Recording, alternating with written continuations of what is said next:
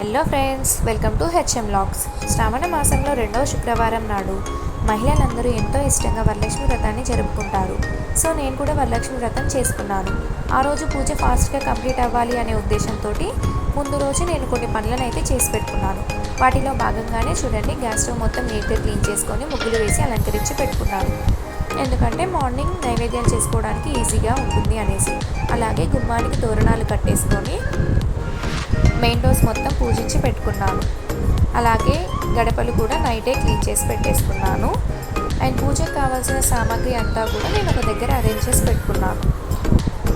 ఎందుకంటే మా ఇంట్లో చిన్నపిల్లలు ఉన్నారు కాబట్టి మార్నింగ్ లేట్ అవుతుంది అనే ఉద్దేశంతో నైటే అరేంజ్ చేసి పెట్టుకున్నాను. చూడండి, కలశానికి కావాల్సిన చెంబు, పూజా సామాగ్రి మొత్తం, అండ్ అలాగే పసుపు, కుంకుమ, అక్షింతలు, పూలు, అమ్మవారి ఫోటో, అండ్ అమ్మవారికి పెట్టుకునే చీర, జాకెట్, గాజులు అన్నీ కూడా నేను నైటే తీసి పెట్టుకున్నాను. డెకరేషన్ కోసమని కొన్ని మామిడి కొమ్మలు, పీట, అండ్ కలశం పైన పెట్టుకునే జాకెట్ ముక్క నైటే ఫోల్డ్ చేసుకొని పెట్టుకున్నాను.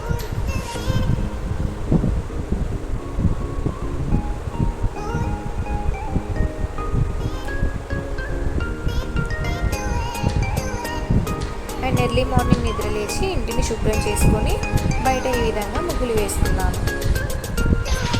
చూడండి, ముగ్గు చాలా బాగుంది కదా. నేను ప్రతి వరలక్ష్మి వ్రతం రోజు ఈ ముగ్గునైతే ఖచ్చితంగా వేస్తాను.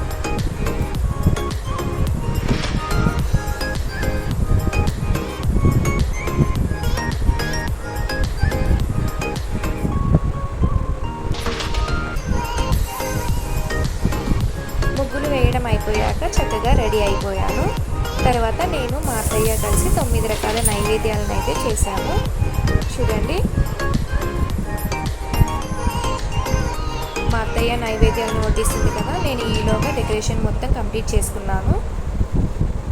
పూజలో ఒకసారి కూర్చున్నాక మళ్ళీ లేయొద్దు కదా, అందుకనేసి మా అత్తయ్య అయితే నైవేద్యాలను వడ్డించుకొని తీసుకుని వచ్చాను. పూజ స్టార్ట్ అయింది.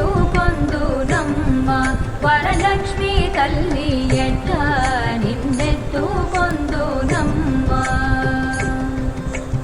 ఎట్లా నిన్నెత్తు పొందు ఆట్లాడే పాలవు నీవు, ఎట్లా నిన్నెత్తు పొందు ఆట్లాడే పాలవు నీవు, ఇట్లా రమ్మనుచో పిలిచి కోట్లాదనవి. ఈ విధంగా పూజ కంప్లీట్ అయిపోయింది. సాయంత్రం కూడా పూజ చేసుకొని ఒక 5గురికి తాంబూలాలు ఇచ్చుకున్నాను.